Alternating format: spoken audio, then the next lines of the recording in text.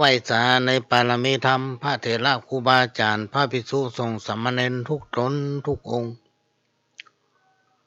ขอสวัสดีพี่น้องท่านทุกฟังป้าน้อยป้านานป้อวิแม่วิที่รับฟังรายการจากสถานีวิทยุกระจายเสียงพระพุทธศาสนาแห่งชาติและสังคมขึ้นเพื่อการศึกษาพระพุทธศาสนาและวัฒนธรรม FM 104.50 เมกะเฮิรตซ์จากวัดไฟหินวัดไฟหินตั้งอยู่หลังมหาวิทยาลัยเชียงใหม่ตำบลสุเทพอำเภอเมืองจังหวัดเชียงใหม่ซึ่งเป็นสถานีวิทยุของพี่น้องท่านผู้ฟังทุกท่านเป็นเจ้าของที่เราจะต้องช่วยกันทนุบำรุงสถานีวิทยุของวัดไฟหินนั้นเป็นสถานีที่เป็นแม่ข่ายหลักนำเอาเสียงรายการต่างๆหรือว่าหาสาระดีๆมาลิงก์ไปสู่สถานีวิทยุหลายๆสถานีเพื่อนำเอาสาระที่เป็นหัวใจและก็มีประโยชน์ต่อพี่น้องท่านผู้ฟังได้รับฟังถึงบ้านถึงจองก็เป็นสถานีที่เราต้องช่วยกันทนุบำรุงพี่น้องท่านผู้ฟังว่างๆไปที่ไปมานี่ก็แวะเวียนเยี่ยมสถานีได้วัดไฟหินตำบลสุเทพอำเภอเมืองเชียงใหม่ก็ตั้งอยู่ที่หลังมช.ไปถนนสายตั้งหลังเนี่ยพี่น้องท่านผู้ฟังสายตลาดต้นพยอมก็ไปที่สถานีได้เนอะและก็นะครับการอนุเคราะห์เมตตาจากท่านผู้อำนวยการสถานีวิทยุล้านนาเชียงใหม่โดยท่านผู้อำนวยการสถานีก็คือการอนุเคราะห์เมตตานำเอาเสียงรายการนี้สู่พี่น้องท่านผู้ฟังแถมสถานีหนึ่งและก็นะครับการอนุเคราะห์เมตตาจากท่านผู้อำนวยการสถานีพัฒนาคุณภาพชีวิต FM 92.25 วัดหลวงป่าแดงมหาวิหารสถานีวิทยุ FM 98.75 คลื่นธรรมะของชุมชนวัดห้วยตองซักตำบลคลองเปาอำเภอจอมทองจังหวัดเชียงใหม่และก็สถานีวิทยุมนต์เสียงธรรม106.25 วัดบุพารามอำเภอแม่แจ่มจังหวัดเชียงใหม่พี่น้องท่านผู้ฟังสามารถรับฟังรายการนี้ได้พร้อมกัน5สถานีทุกวันเสาร์ตั้งแต่เวลานี้4 โมงแมลงนี่ไปจนถึง6 โมงก็ติดตามรับฟังรายการนี้ได้แล้วก็วันอาทิตย์บ่ายโมงถึงบ่าย3ดำเนินรายการโดยก้าวกับผมปหลวงสว่างธาตุอินจันทร์ประธานเครือข่ายกองทุนแม่ของแผ่นดินจังหวัดเชียงใหม่และ8จังหวัดภาคเหนือประธานคณะที่ปรึกษาผู้ตรวจราชการภาคประชาชนทุกด้านของจังหวัดเชียงใหม่และก็ทำตำแหน่งหนึ่งก็คือรองประธานศูนย์ประสานงานกองทุนแม่ของแผ่นดินแห่งชาติก็มาพบปะพี่น้องท่านผู้ฟังนำเอาสาระสปะร้อยอันปันเรื่องจากประสบการณ์และก็จากการที่ได้ยินได้ฟังครูบาอาจารย์เพิ่นอู้ก็จดจำเอาไว้แล้วก็มาเล่าอู้สู่กันฟังไม่ใช่มาสอนเนอะพี่น้องท่านผู้ฟังทั้งหลายมาอู้ฟัง เป็นรายการที่แลกเปลี่ยนเรียนรู้ก็น่าจะเริ่มวันนี้บัดนั้นพี่น้องท่านฟังที่แรกก็ว่าจะเอาโทรศัพท์ตั้งโต๊ะซึ่งกำลังวันนี้ไม่ได้ไปก็ได้มอบหมายให้ลูกบ่าวเนี่ยไปดำเนินการก็จะมาพ่วงเข้ากับคอมเนี่ยพี่น้องท่านผู้ฟังเข้ากับเสียงรายการนี้เพื่อเขาจะได้สนทนาพี่น้องที่อยู่ทั้งบ้านจะอวยพรหาไผก็สามารถโทรเข้ามาได้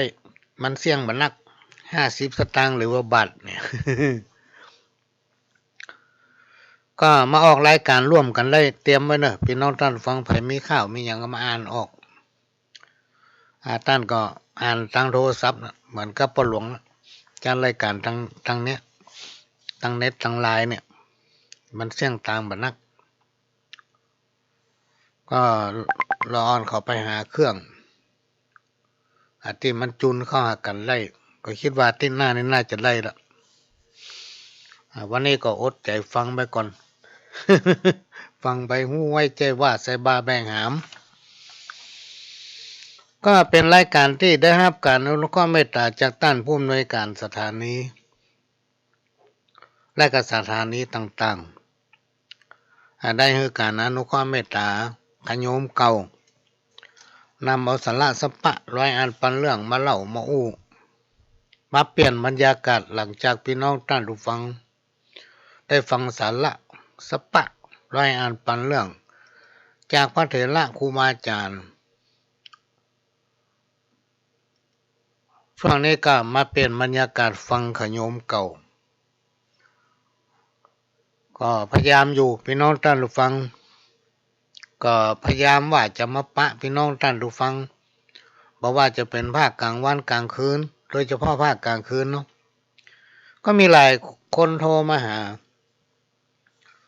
ว่าป้อยแม่เขาถึงมีกัดแต่เอะพหลวงไล่หากันหาอะไรก็ได้วะ ก็บอกไปหลายผู้หลายท่านแล้วช่วยบอกต่อๆกับไปโดยเพราะว่ารายการของพหลวงในช่วงหลังเนี่ยก็มาออกอากาศภาคกลางวันอย่างวันเสาร์นี่4 โมงถึง 6 โมงแมลงวันอาทิตย์บ่ายโมงถึงบ่าย3ถ้าประจำเป็นถึงมันยังนอกจากสถานีเปิ้นจะมีกิจกรรมในการถ่ายทอดแล้วก็มีอาการอื่นที่เปิ้นของงดก็จะหยุดช่วงนี้ก็ปกติดีละพี่น้องท่านผู้ฟังก็จะพยายามบักขาดมาพบมาปะพี่น้องท่านผู้ฟังก็ช่วงระยะเนี้ยพี่น้องท่านผู้ฟังก็เป็นช่วงที่เขาจะต้องเฝ้าระวังเกี่ยวกับไวรัสโควิดเนี่ยซึ่งมันแปรสายพันธุ์มาเรื่อยๆเบิดเปลี่ยนเป็นอย่างหนึ่งเปลี่ยนเป็นอย่างหนึ่ง ก็เดือดร้อนกันนะพี่น้องท่านผู้ฟังตามที่ติดตามข่าวเนี่ยทั้งประเทศเดือดร้อนว่าจะจัดปีใหม่ดีหรือว่าไปจัดดีบางที่ก็เตรียมมันอย่างไปละแต่เป็นของงดไปแต่ภาคเอกชนเนี่ยที่เป็นเตรียมนักๆใหญ่ๆใช้เงินเป็นล้านๆเนี่ยพี่น้องท่านผู้ฟังอันนั้นบางที่บางแห่งมันงดไปได้เพราะเป็นเตรียมไปแล้วแต่ก็ต้องเฝ้าระวังต้องมีการตรวจเข้มนะมีจุดคัดกรองแม่อย่างไรอันหลายอย่างในช่วงนี้พี่น้องท่านผู้ฟังเขาก็ต้องรักษาสุขภาพของตัวเก่าต้องเฝ้าระวังเพราะว่าไวรัสสายพันธุ์ใหม่ที่มันมาเดียวเนี่ยมันติดต่อกันง่าย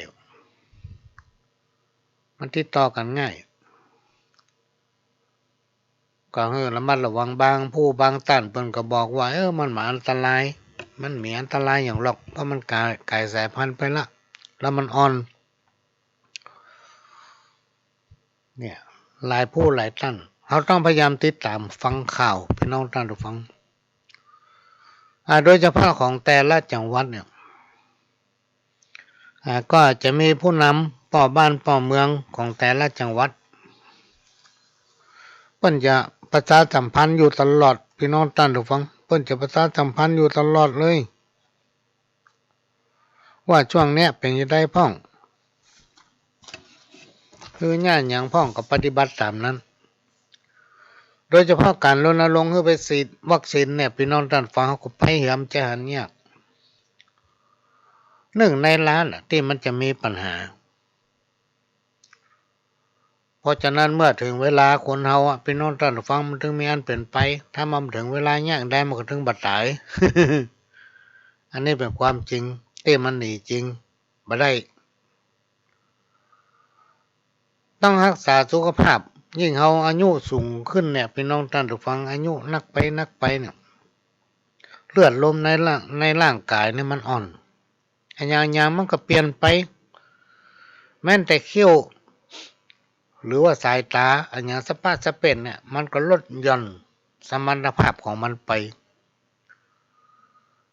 เราจะต้องรักษาสุขภาพของตัวเองเวลานอนก็ให้ร่างกายอบอุ่นเวลาเราจะกินก็บ่ได้กินน้ำเย็น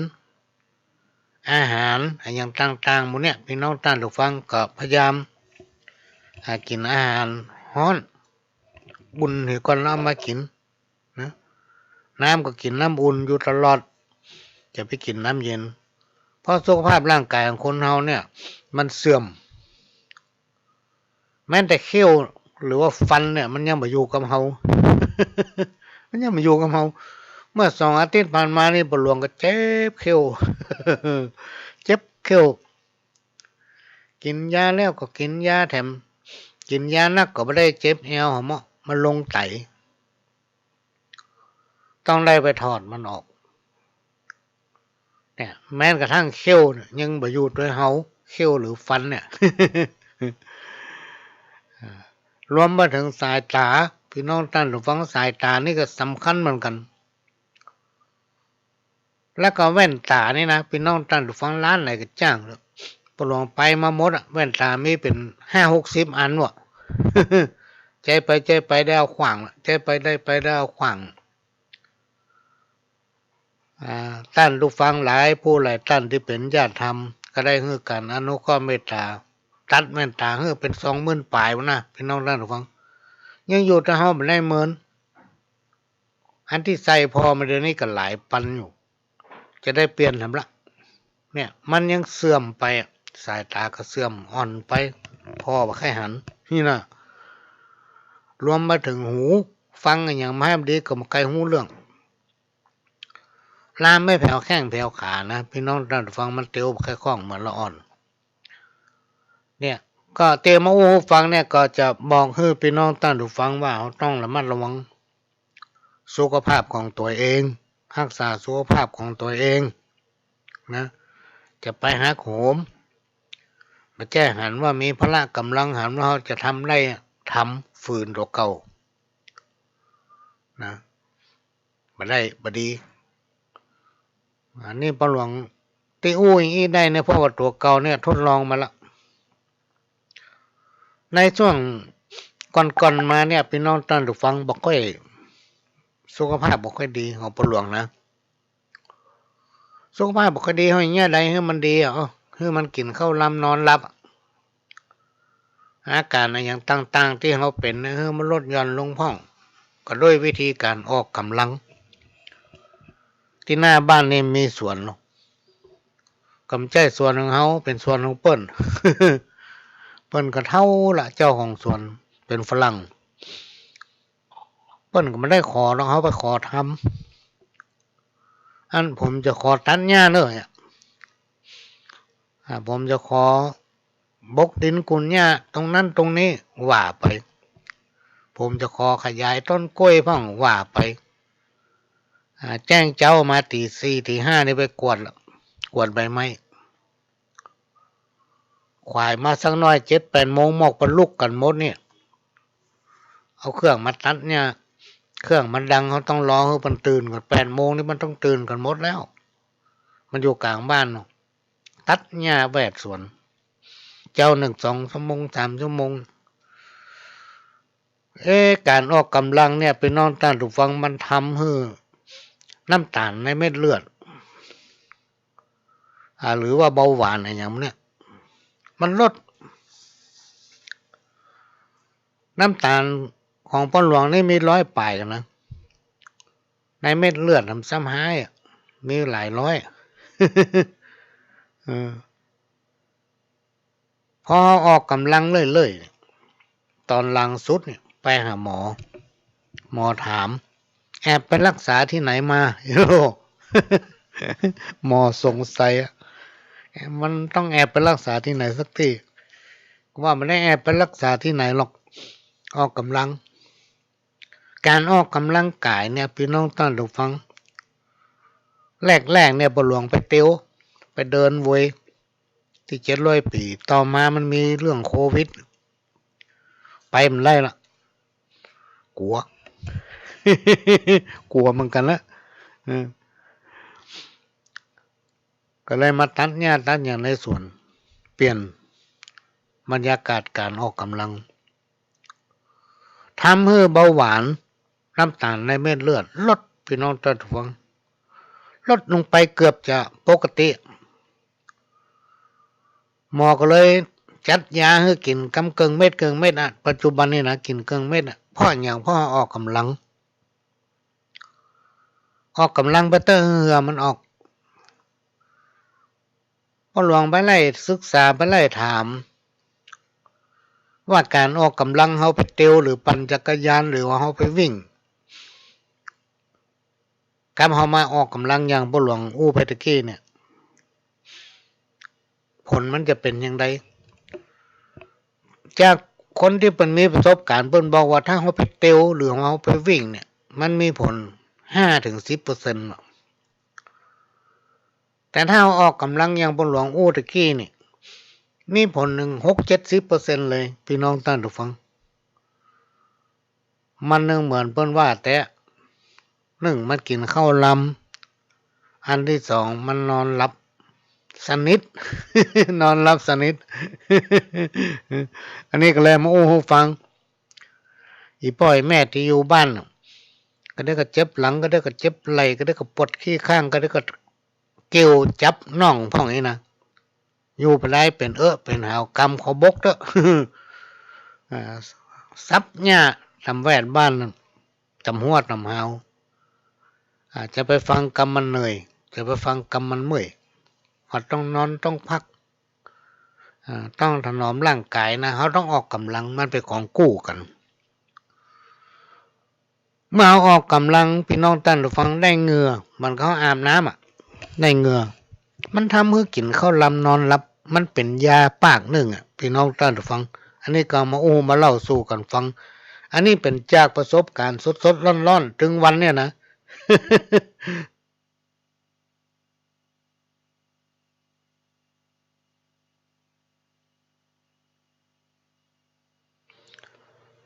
ต้องขออนุญาตก็มาเล่าประสบการณ์ให้ฟังช่วงเนี้ยเป็นช่วงที่ต้องเฝ้าระวังพี่น้องท่านผู้ฟังให้ระวังตัวเก่าปัญหาสุขภาพของตนเองปัญหาสุขภาพของลูกเต้าเราหลานก็ต้องช่วยกันระมัดระวังไปเจ้าว่าตัวเฮาระมัดระวังแต่ลูกหลานมาระมัดระวัง ไปเลยถ้าไปติดไปเป็นไปแปลนมาก็มาสู่ครอบครัวของตนเองนี่เป็นเรื่องที่นำมาฝากพี่น้องท่านผู้ฟังว่าต้องบอกลูกบอกหลานตัวช่วยกันระมัดระวังเฝ้าระวังเพราะโรคที่ว่านั้นเป็นโรค5หรือว่าภาษาเขาโรค5 โรค5มันกับกรรมตำนานที่เปิ้นทำนายไว้ว่าโรค5จักระบาดเข้ายากมากแพงการเงินจะฟืดเครื่องผิดปกติมันต้องผิดปกติแน่เพราะว่าเขาเคยทำมาหากินเนาะเคยไปแยกการทำงานเคยไปกัดไปรีไปอย่างเงี้ยอยากทำบ้านทำจ้องขายพักขายไม้แต่โควิดมันมาระบาดอย่างพี่น้องท่านฟังมันจะไปเงี้ยอย่างได้ ไปที่ไหนก็ลำบากต้องใส่เม็ดใส่อย่างพี่น้องท่านฟังอิดหาใจยากมันผิดปกติเนี่ยการทำงานก็เหมือนเก่าจะไปตั้งใดก็กลัวพี่น้องท่านฟังไปไหนเขาก็กลัวแต่ถ้าเราไปกลัวมันล้ำมันก็จะทำให้มีปัญหาพี่น้องท่านฟังปัญหาอย่าง ปัญหาการอยู่การกินเนี่ยกะการใช้การจ่ายอย่างต่างๆเนี่ยกะพี่น้องท่านผู้ฟังมันจะมีปัญหาการเงินมันก็ต้องฝืดเคืองแน่เพราะอย่างเพราะมันไปไหนมันสะดวกเหมือนสมัยก่อน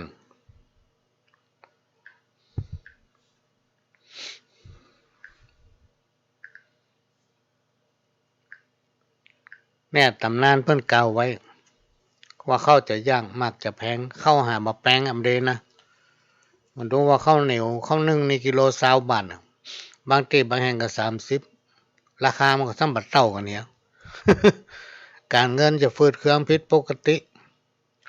จังมีการแย่งแก่งอำนาจผู้มีสินจักมี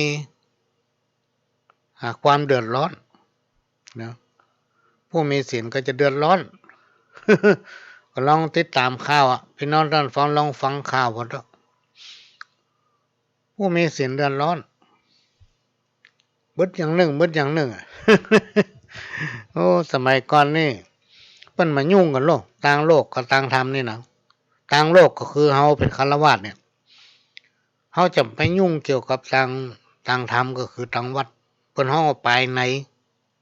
เฮานี่เป็นปลายนอกเป็นอุบาสกบาสิกาพระเถระครูบาอาจารย์พระสงฆ์องค์เน้นวัดนี้เปิ้นเฮาไปในเปิ้นจะมายุ่งกันอยู่คนละฝ่ายถึงเวลาทำบุญก็ไปทำบุญเฮาจะกินจะทานก็ไปหาครูบาอาจารย์เปิ้นไปหาพ่อน้อยพ่อหนานพ่ออาจารย์แก้วัดนี่นอกจากนั้นก็ทำหน้าที่ของฝ่ายของมันเฮาเป็นสถานเจ้าบ้านก็อยู่ตามของเฮาวัดมีการมีงานเฮาก็ไปมันนั้นไปเตือกครูบาอาจารย์เพิ่นว่าหยังเฮาก็ฟังเนี่ยเพิ่นว่าจะไปยาวก็มันยาวละเพิ่นว่ามันบ่ดีก็ว่าบ่ดีละบ่ได้ลวกแล้วดูเจ้า บาสกบาสิกามันนักลำไปก็ว่าจะได้กับหูบางสิ่งบางอย่างไปหาวันคนเดียวพี่น้องท่านผู้ฟังไปหาวันคนเดียวแล้วมันนักพี่น้องท่านผู้ฟังศรัทธาพุทธศาสนิกชนในยุคปัจจุบันเนี่ยบางวัดมีศรัทธาเป็นปันเนี่ยปันหลังคาปันครอบครัวเนี่ยมันจะมีสักกี่คนพี่น้องท่านผู้ฟังแล้วเกิดว่าไปหาวันคนเดียวสัก5 ครอบครัวมาตรงกันดูเจ้าติดเลือดละเขาจะทำอันนั้นทำอันนี้ก็ไม่ได้มาเดือดให้ดูเจ้าเลยสมัยก่อนนี่เพิ่นไปหาพ่ออาจารย์ไปหาครูบาอาจารย์เถระไปหาหลวงพ่อไปหาตุลุงไปหาตุปี่หรอกประเด็นนี้ไปหาวันคนเดียวมันก็ลำบากนะพี่น้องท่านผู้ฟังเพราะว่าภายนอกหูภายในหูหมูเอาเข้าไปสอนทุเจ้า พอตัวเก่าเปิ้นจะว่าอย่างออกไปนี่มันยกมือสาธุคนมาให้บดีนี่มันใจไปบวชอยู่วัดได้นะพี่น้องท่านผู้ฟังภายที่อยู่ได้นี่แสดงว่าคนนั้นมีบุญอย่างพ่อหลวงเนี่ยยังอยู่มาได้เลยต้องศึกขาลาเพศออกมาเนาะคนมีบุญนี่แก้ไปอยู่ได้ก็คนที่ฉลาดคนที่ว่าโอ้ตัวนี้หู้มดอย่างนั้นนี่ก็ลองไปอยู่พอ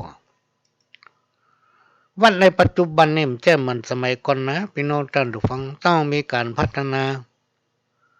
ต้องมีความเจริญรุ่นหน้าคือวัดสะอาดอยู่เสมอก็ลองจ้อนเหี่ยใบถ้วยเหี่ยใบศรัทธาไปหันเลือดละบางผู้บางต้านตาลปินโตก็ดีตาลหม้อเขียวก็ดีบ่ฮู้กี่ปีละเป็น20 ปีแล้วมันยังจำได้อยู่ตะก้อนอีแม่เคยตาลปินโตตะก้อนอีแม่ก็ตาลหม้อขางมันมีไหนเหี่ยมาถามหาอยู่ บางผู้บางต้านตาลแล้วเหมือนกับบัตรตาลเหมือนก็เอาไว้ฝากไว้บางผู้บางท่านเอามาตานจะนักเหมือนกันนะแต่ปูจาปิกเหี่ยอี้ก็มีอันเนี้ยเพราะนั้นเราต้องภายนอกกับภายในเนี่ยเปิ้นมาก้าวไกลบัละเมิดซึ่งกันและกันโดยเฉพาะเถระครูบาอาจารย์เนี่ยเปิ้นถือว่าเป็นผู้ที่มีบุญนะมีบารมีที่เปิ้นสั่งสมไว้ในชาติแล้วปางหลัง เ ปิ้นถึงได้เป็นครูบาอาจารย์เป็นพระสงฆ์องค์เจ้า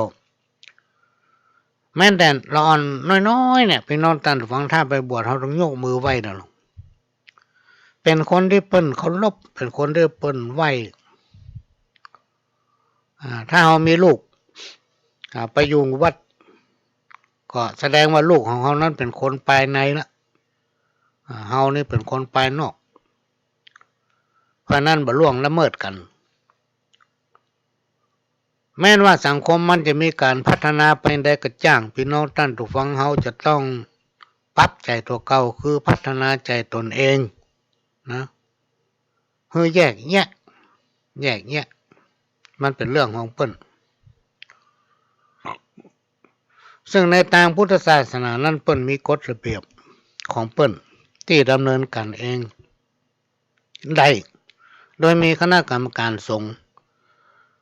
เป็นตนหรือว่าเป็นองค์ดูแลเกี่ยวกับระเบียบวินัยของพระสงฆ์องค์เจ้าวัดก็มีกรรมการมีไวยวัจกรมีพ่ออาจารย์มีกรรมการวัดเพราะนั้นอย่างบางสิ่งบางอย่างที่เอาหู้บัดแต้เนี่ยบ่ต้องไปสอนแล้วบ่ต้องไปว่าเปิ้นเรื่องมือเล่าขนทุกเจ้าลง ถ้าไผใครหู้ว่ามันจะมีบาปนักขนาดไหนเนี่ยพี่น้องท่านฟังก็ลองปฏิบัติพอเถอะเล่าขนทุกเจ้าวัดเหนือวัดใต้พ่องไปด่าทุกเจ้าพ่องไปสอนทุกเจ้าพ่องเนี่ยพี่น้องท่านฟังลองพอเถอะมันทำมือเกิดความฮ้อนมันมีคนมาอู้ฟังพี่น้องท่านฟังเปิ้นอยู่ทางใต้เนี่ยบ้านไหนบอกไม่ใช่จังหวัดเฮาจังหวัดทางใต้เชียงใหม่เฮาเนี่ย มันมาบอกว่าไอ้แม่คนนั้นนะโอ้มันถึงไปสอนทุเจ้าวันนี่บ่เกิดกันอย่างเล่าคนทุเจ้าวัดใต้วัดเหนือตุนั้นเป็นอย่างอันตุนี้เป็นอย่างนี้พระครูนั่นอย่างอันพระครูนั่นอย่างนี้ว่าสปะสเปดที่มันสามารถอู้ได้สิ่งทั้งหลายเนี่ยพี่น้องท่านผู้ฟังมันเป็นบาปเป็นกรรมที่เกิดจากการกระทำถ้าเอากึดอยู่ในใจเนี่ยมันยังประโดนเด้อนะแต่ถ้าอู้ออกปากไปเนี่ยพี่น้องท่านผู้ฟังเปิ้นฮ้องว่าความผิดสำเร็จแล้วบาปบุญคุณและโทษเนี่ยมันเป็นเงาติดตามตัวของเฮาเหมือนเงาโตยเฮาไปนะมันโตยอยู่หั่นมันมาซ้ำเฮาทำให้เกิดความร้อนรุ่มฮ้อนกินเข้าก็เปลืองลองสังเกตพอเนอะพี่น้องท่านฟังนี่เปิ้นมาอู้ฟังนะ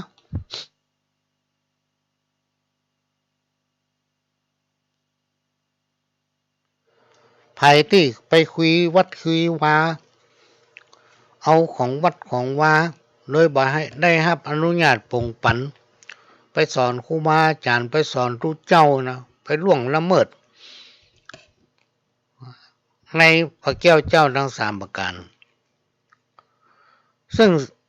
บุคคลทั้งหลายที่กล่าวมาแล้วนั้นเปิ้นเป็นคนที่มีบุญที่เปิ้นสร้างสมมา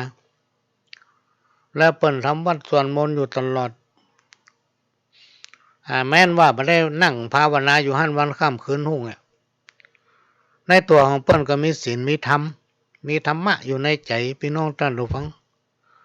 ครูบาอาจารย์เนี่ยเปิ้นจะถือพี่น้องศรัทธาเหมือนพ่อเหมือนแม่มีแม่เว้ยคนที่ว่าเนี่ยโอ้ยเป็นเล่าคนทุเจ้าวัดใต้วัดเหนือทุเจ้าอยู่ที่ไหนมันฮู้จักหมดไปว่าเปิ้นแถมบ่พอไปล่วงละเมิดงานวัดของตัวเขาไปสอนทุเจ้าหลวงไปด่าพระน้อยขโยมต้องอันต้องอย่างนี้เอาอย่างไปตานกระถามหาอยู่หั่น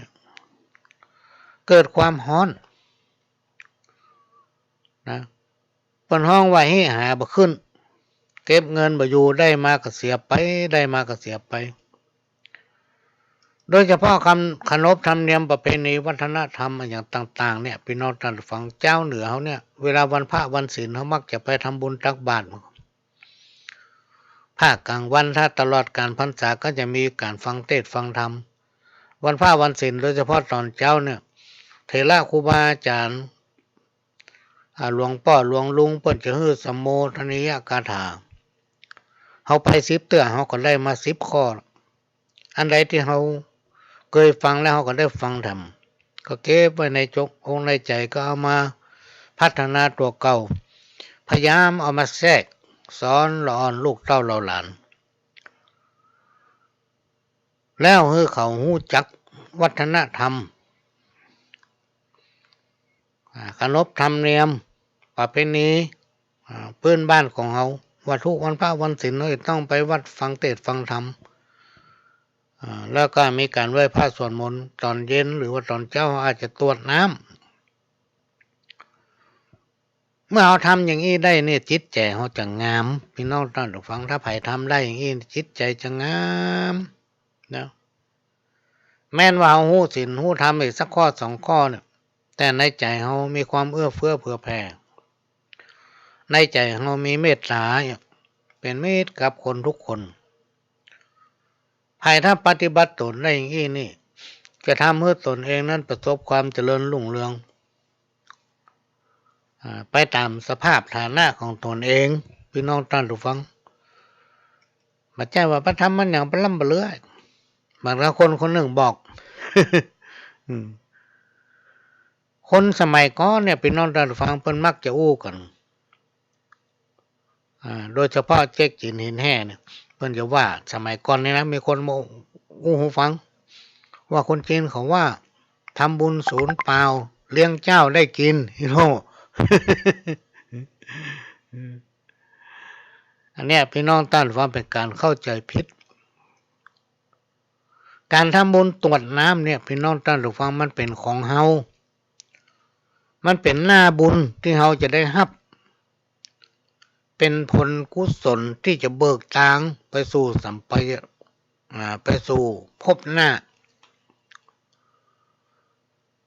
สิ่งที่เฮาถวายหรือว่าทานไปนั้นจะทำให้เฮาบังเกิดความรุ่งเรืองนะแต่ว่าต้องทำด้วยใจนะพี่น้องท่านฟังไม่ใช่ว่าไปทำบุญเพื่อย่อเปิ้นเนี่ย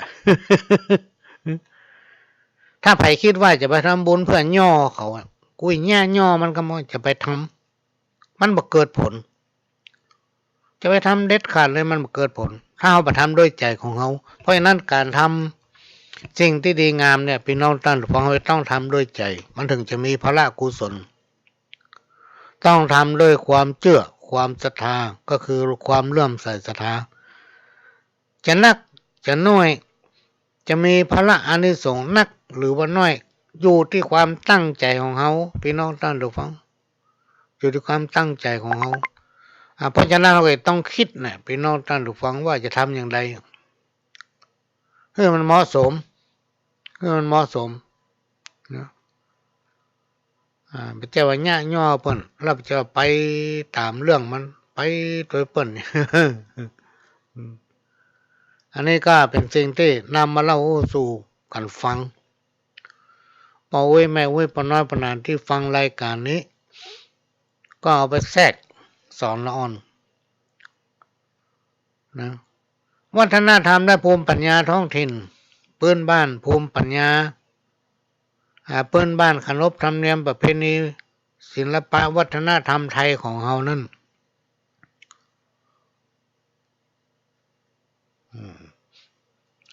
พระพุทธศาสนาหรือแก้วทั้งสามประการควงแก้วหรือว่าวัดบ้านวัดหงเฮียนเนี่ยถือเป็นสมบัติที่ล้ำค่าของเจ้าพุทธของเจ้าเหนือเฮานะและอย่างต่างๆพี่น้องท่านผู้ฟังบอกว่าจะเป็นประเพณีขนบธรรมเนียมอย่างต่างๆเนี่ยแม้นมันจะมีการผสมผสานหรือว่ามีความสัมพันธ์กับความเชื่อและค่านิยม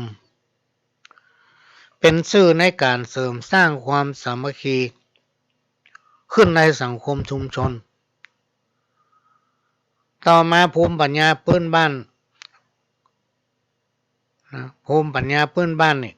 ขนบธรรมเนียมประเพณีวัฒนธรรมนี่เริ่มมีความเข้าใจและนำปฏิบัติกันแบบคาดเคลื่อนทั้งที่คุณค่าของภูมิปัญญาขนบธรรมเนียมประเพณีเป็นเอกลักษณ์ในระดับของสังคมหมู่บ้านชุมชนรวมไปถึงจังหวัดอำเภอรวมไปถึงภาคต่างๆไปถึงประเทศนะ วัฒนธรรมหรือขนบธรรมเนียมประเพณีฮีบห้อยอย่างตั้งหลายเราเนี่ยพี่น้องท่านผู้ฟังเป็นสิ่งที่หมู่เฮาชาวพุทธป่อน้อยป่อนนั้นป่อแม่พี่น้องปู่ป้าลุงเอาอาหรือว่าผู้สูงวัยผู้ที่มีประสบการณ์ภูมิปัญญาต้องร่วมกันส่งเสริมฟื้นฟูภูมิปัญญาระดับชุมชนสังคมหมู่บ้านร่วมกันส่งเสริมฟื้นฟูขนบธรรมเนียมวัฒนธรรมประเพณีที่มีคุณค่าในอดีตเพื่อมีคุณค่าคู่กับสังคมชุมชนหมู่บ้านต่อไปโดยมุ่งเน้นให้คนรุ่นใหม่ยอมรับยึดถือเป็นวิถีชีวิตในปัจจุบันขนบธรรมเนียมวัฒนธรรมประเพณีมีความหลากหลายและมีความแตกต่างกันไปพี่น้องท่านผู้ฟังเพราะว่ามีการเจริญเติบโตหลายๆด้านการพัฒนาด้านต่างๆก็มีความเจริญรุ่งหน้าระดับความเป็นอยู่ของคนเฮาในสังคมในยุคปัจจุบันเนี่ยเปลี่ยนไปนักพี่น้องท่านผู้ฟังเปลี่ยนไปนักขนาดการเกื้อกูลการช่วยเหลือซึ่งกันและกันก็เริ่มลดน้อยและจางหายไปพี่น้องท่านผู้ฟังผู้ที่มีความรู้หรือว่ามีตำราแล้วก็เก็บไว้ในตู้ ตายไปก็สูญหายไปเพราะมันเก็บไว้ในตู้เวลาตายบางที่บางแห่งเอาไปเผาบางที่บางแห่งเอาใส่กระสอบไปขว้างเนี่ย สิ่งดีๆเหล่านั้นซึ่งเป็นภูมิปัญญาของพื้นบ้านเริ่มหายบางคนหู้น้อยเอาไปแม่พี่น้องท่านฟังเอาไปแม่เอาไปแปะเอาไปขยายความเนี่ยทุกอย่างมันมีการพัฒนาพี่น้องท่านฟังไปนักหนาป้านกรรมที่ว่าศิษย์ต่างครูอาจารย์ต่างวัดเนี่ยมันบังเกิดขึ้นแล้วในยุคปัจจุบันเพราะว่าคนใดก็เป็นคนหู้หมดแต่ว่าไม่ได้หู้ไปในแนวทางเดียวกันหู้ไปคนละแนวหู้ไปคนละอย่างนะหู้ไปคนละอย่างเวลาไปถ่ายทอดก็ถ่ายทอดไปคนละอย่าง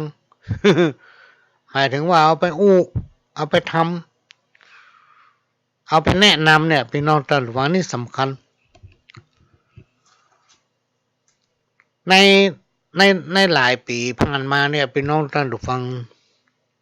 บอกว่าจะเป็นพ่อหลวงบอกว่าจะเป็นท่านผู้หูพ่อหลวงก็คือพ่อหลวงสว่างเนี่ยนะท่านผู้หูครูบาอาจารย์หลายตนหลายองค์ได้พยายามที่จะนำมาพูดที่มีความรู้ทางด้านภูมิปัญญาบอกว่าจะเป็นเรื่องวัฒนธรรมพื้นบ้านบอกว่าจะเป็นเรื่องอะไรอย่างทั้งหลายเราเนี่ยปักกระตือนเรื่องหีบห้อยที่ปุญญาตายายเปิ้นปฏิบัติเปิ้นพยายามเอาคนผู้รู้ทั้งหลายเหล่านี้ซึ่งเป็นครูบาอาจารย์มาก่อน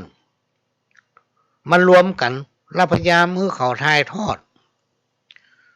และจะมารวบรวมให้มันไปในทิศทางเดียวกันก็คือทำมันอย่างให้มันเหมือนกันเนี่ยพี่น้องท่านผู้ฟังก็ปรากฏว่าท่านผู้รู้ทั้งหลายเนี่ยพี่น้องท่านผู้ฟังก็มีการแม่ความขยายความแล้วก็แสดงถึงความหมายเนี่ยไปคนละอย่างในที่สุดมันก็มาลงรอยกันบ่สามารถที่รวบรวมได้ที่จริงพี่น้องท่านผู้ฟังสิ่งทั้งหลายที่กล่าวมาแล้วนี้มันเป็นสิ่งที่ปู่ย่าตายายเฮาเพิ่นนำปฏิบัติสืบตามกันมาฮอดมาถึงเฮาเนี่ยมันมีอายุมาเป็นพันปีกู้กับพระพุทธศาสนาอันเพิ่นจะไปบอกว่าอย่างก่อนพุทธกาลนี่ก่อนที่จะมาเป็นพุทธนี่มันเป็นพราหมณ์โลกพี่น้องท่านผู้ฟังมันเป็นพราหมณ์พอเป็นพุทธขึ้นมาแล้วพราหมณ์มายอมรับพุทธได้จัดเมือนจึงจะยอมรับ เพราะพระพุทธศาสนาของเขานั้นมันมีหลักธรรมที่เป็นความจริงและเป็นยึดถือสัจธรรมเนี่ย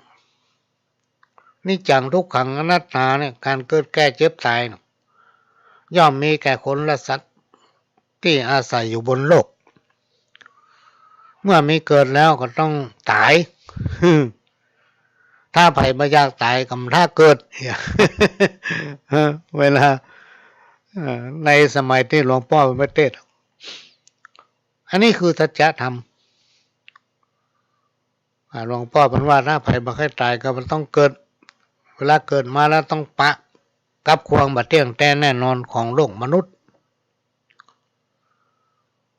อันอย่างที่สำคัญเด้อเปิ้นพี่น้องท่านฟังในตัวของคนเฮาเนี่ยก็คือปากกับใจ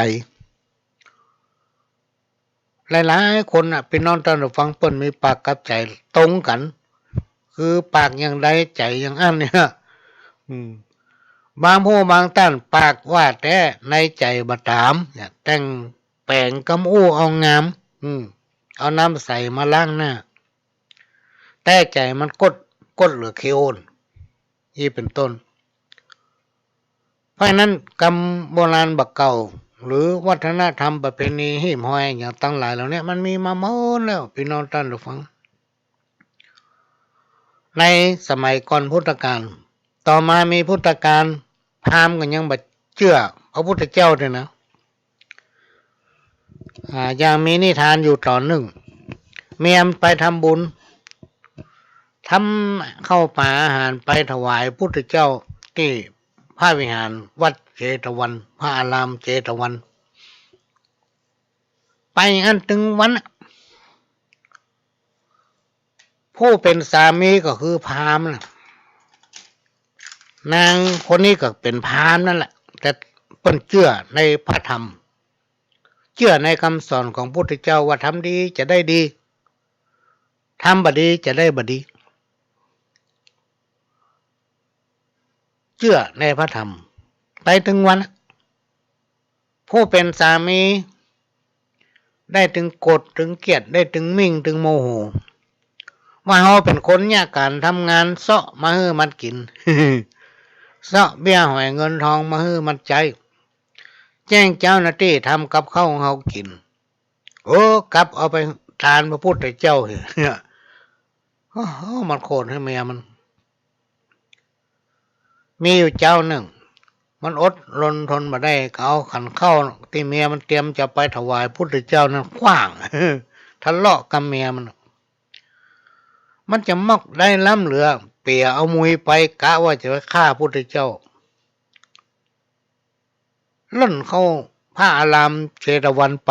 พี่น้องท่านผู้ฟังพอไปถึงพระวิหาร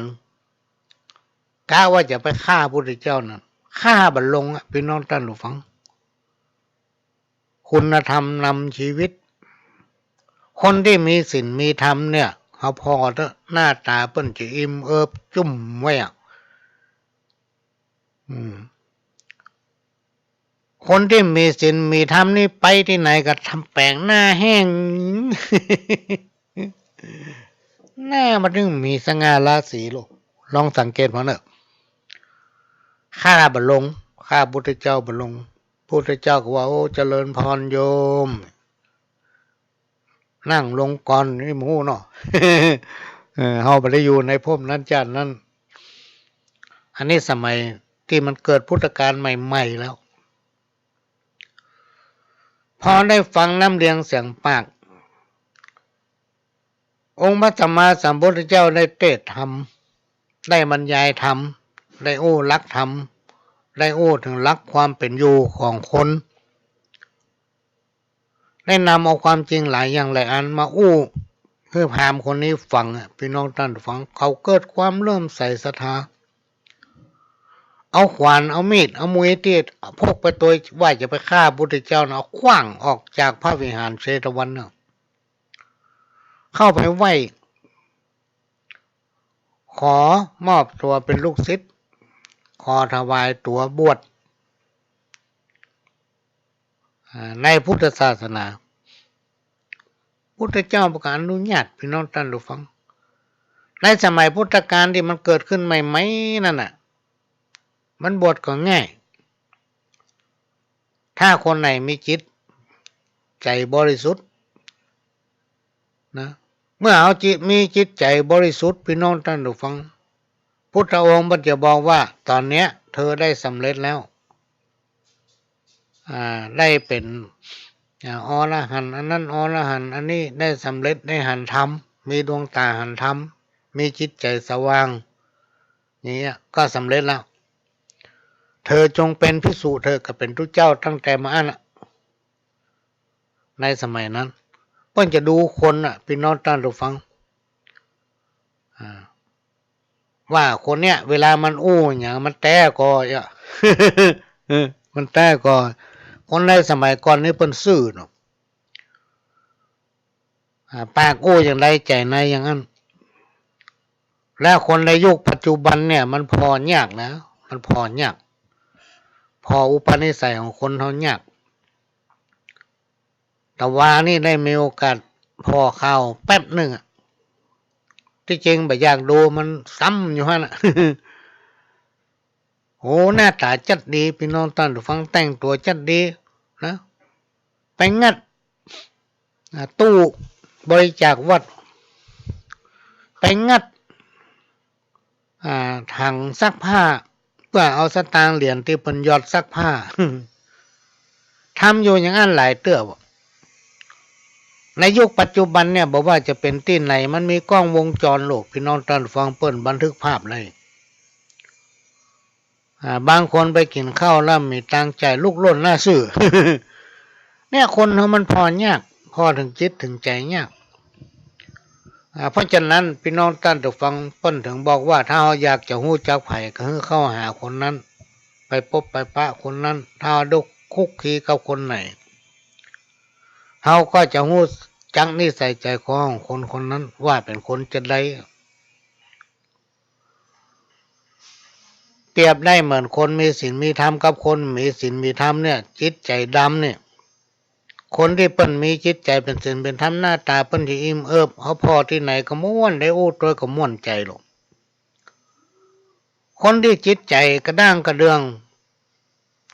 เปิ้นฮ้องว่าเป็นคนจันทาน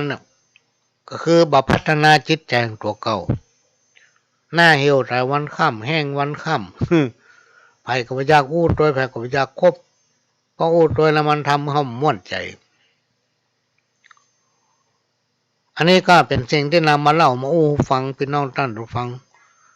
วัฒนธรรมที่ดีงามในท้องถิ่นที่จริงมันบ่เสื่อมถอยมันยังอยู่แต่คนเฮาเนี่ยบ่นำปฏิบัติหรือว่าปฏิบัติบ่แท้นอกจากนี้ยังมีการคั่งไคล้วัฒนธรรมอื่นที่มันมาใหม่ ที่มันมาใหม่เอามาเปลี่ยนละเรามาสังเกตพอพี่น้องท่านฟังนี่เป็นความคิดเห็นหลายผู้หลายท่านเพิ่นมาอู้ฟังเรามาตองพอก็มีแต่ในสมัยก่อนเนี่ยพี่น้องท่านฟังเมื่อเราเป็นละอ่อนตั้งแต่ละอ่อนมาจนถึงวันเนี่ยในระยะ60 ปีผ่านมาถ้าวันผูกจังคันจะล่องเลยนะแมลงนี่เพิ่นเตรียมแล้วหรอตำเฝ้าแล้วแปลงสะโปกแปลงบอกไฟดาว แปลงบอกไฟขี้เป้าแปลงบะทบนะไผมีหยังกะลกกะก็กะลงกะลาก็มาแขวนมาห้อยไว้